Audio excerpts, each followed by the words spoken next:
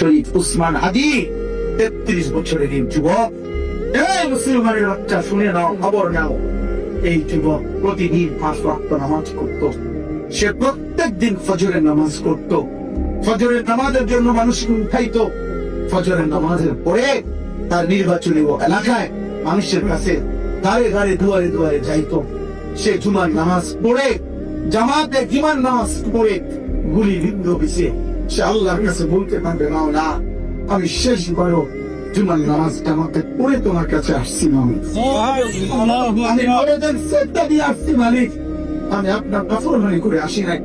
সে হাফেজে কোরআন ছিল, তার পরিবারের লোকেরা সাক্ষ্য দিছে সে আল্লাহ কোরআন বিশুদ্ধ পড়তো, সে নবীজির হাদিস বলতে পারত।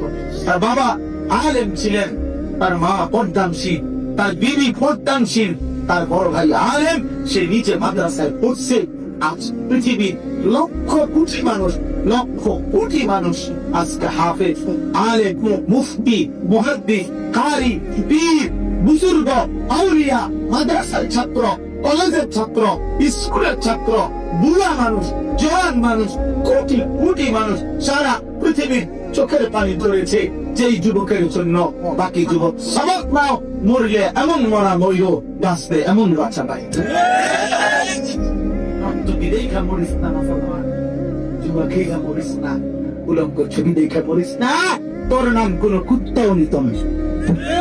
আমি বলে গেলাম, আমার নাম আনিসুর রহমান।